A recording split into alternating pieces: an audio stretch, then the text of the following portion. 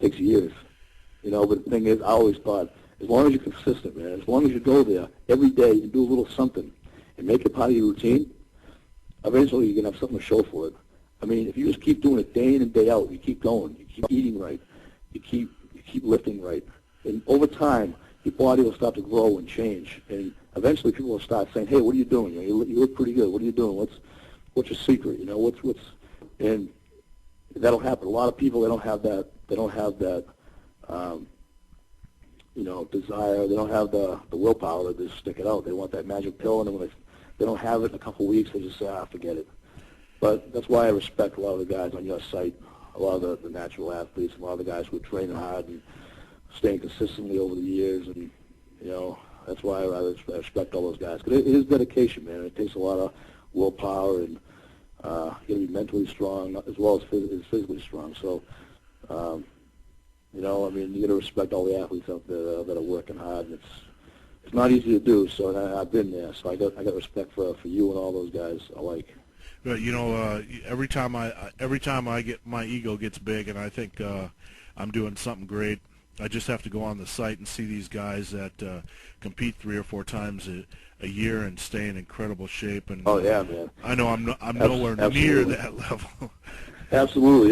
They always said that. I mean, they always said there's always some guy bigger and stronger than you.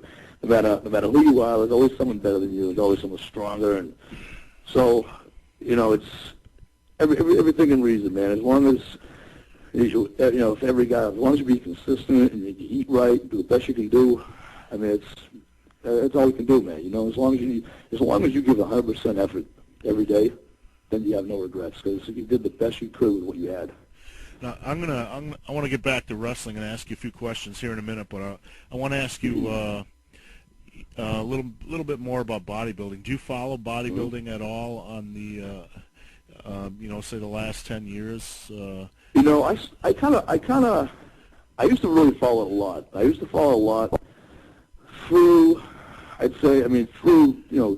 99-ish.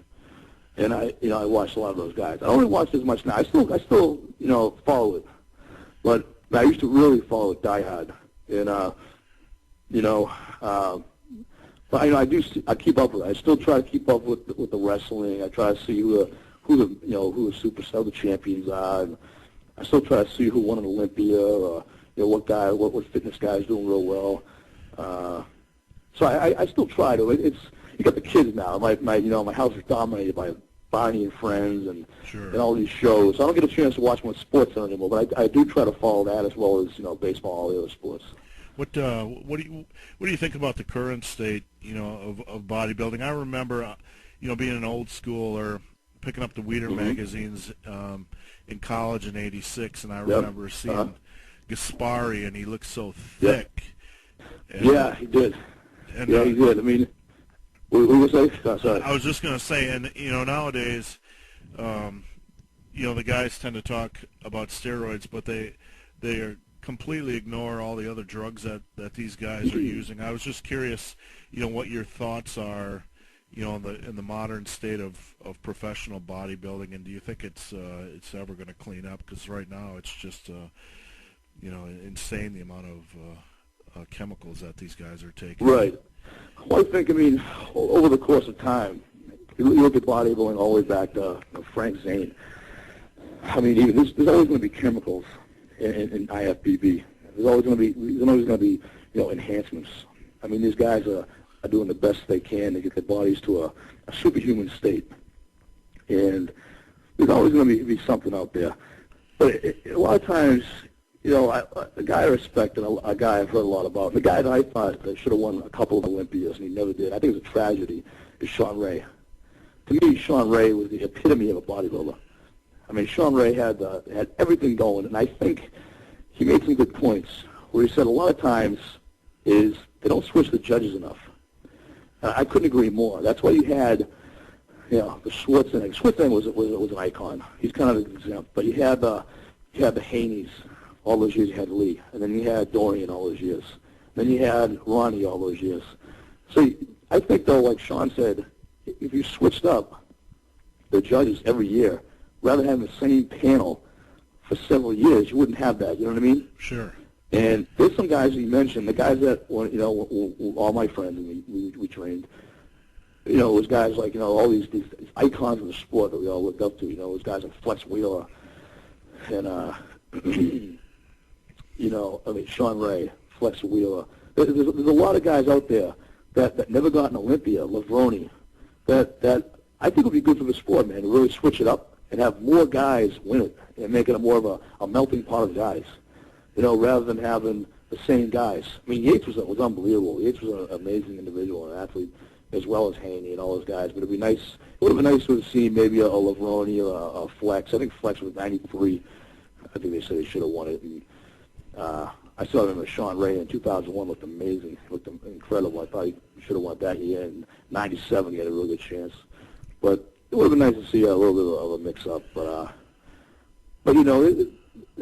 sports in hand, it's always going to be prevalent. But a lot of times what the judges want, and like Ray was saying a couple times, he was saying how, they want to see the mask guys, the mask monsters, and then other years they switch to the more vascular look.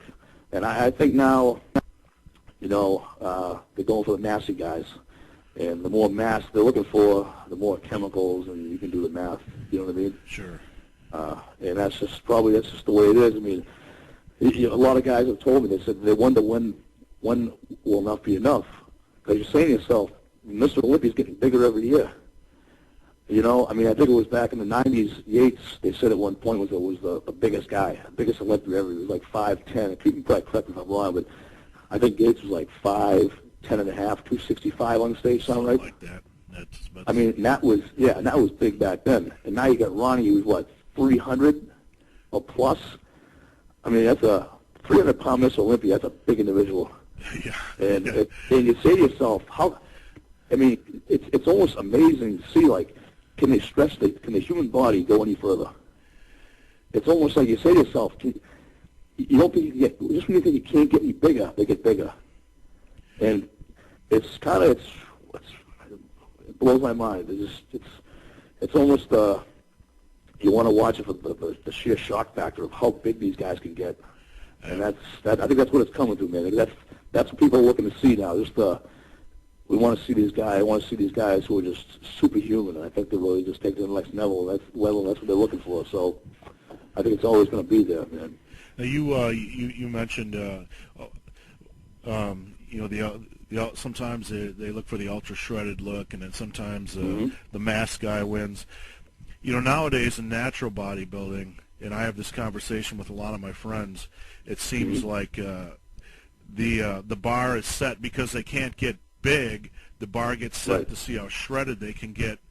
And to me, this is just my personal opinion. So, I appreciate all the athletes in the sport, but sometimes when I look back at the guys before the steroid era, like John Grymick and Steve Reeves and Reg Park, I like them having a little bit of body fat on them because they look like like they could pick up a rock and crush the sun or something ridiculous. But exactly.